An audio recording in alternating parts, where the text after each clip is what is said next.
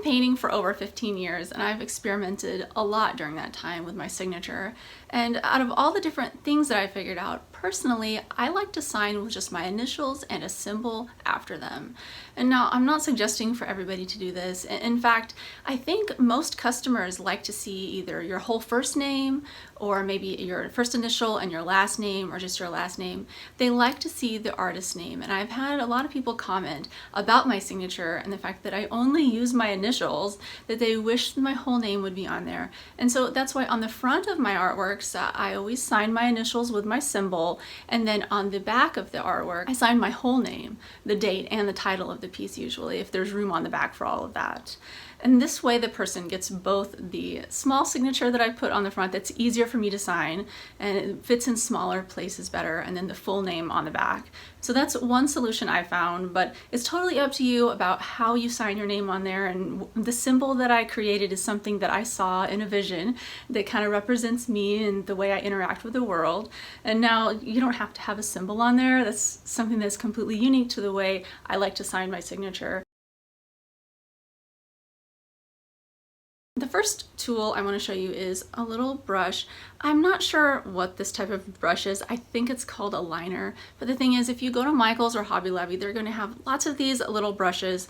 The main idea here is you want it to have a short amount of bristle span so that you have more control over it, and a very tiny amount of bristles on there so that it has a fine tip. That way you can sign easier. Here's an example of my signature, one that I signed with the little liner brush. The next thing I want to show you are these paint pens. These are awesome, and I just kind of discovered these last month, and that's one of the reasons why I wanted to make this video, is it makes signing so easy. You don't have to take the brush and dip it in the paint and go back and forth and try to make it all perfect. You can just grab one of these pens. They have them in lots of different colors, so lots of options to match your piece. A lot of times I sign in black, and so this is the one that I wanted to show you. It's kind of stuck on there. But it has a very fine tip, so then you can make a really small signature. In fact, you can make a smaller signature with this than you can with one of those brushes. And I want to give you a close look at the signature on this one. This was a really small piece, so I had to make a very small signature, and it looks nice. It goes well with the work, and it is acrylic paint, so it'll also be archival. Last thing I want to show you is a Montana acrylic paint marker. These are refillable, which is really awesome. You can put any ink you want in there, any acrylic ink. And so check this out. It's got an extra fine tip, so you can make really small marks, just like with the paint brush markers that I just showed you. But this one, the nib is a little bit harder, and so you can have different effects with it. I'm going to show you that here. You can kind of see on here, these areas are fatter and then thinner, because you can get the ink to come out really fat at first, like a lot of it. So you can kind of do some creative things with that. I like how the signature turned out, especially in relation to the artwork.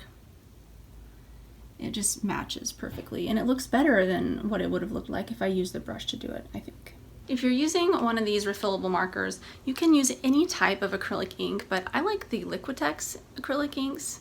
They're non-toxic, so some of the acrylic inks are more toxic than others out there, so that's one thing to consider. And I'm always trying to find the healthiest art supplies to use that are the least risk to give me cancer or allergic reactions, whatever is going to occur. And so that's why I love Liquitex products, because they are all non-toxic, or most of them are. All right, well, I hope this information helps you on trying to figure out how to best sign your acrylic paintings.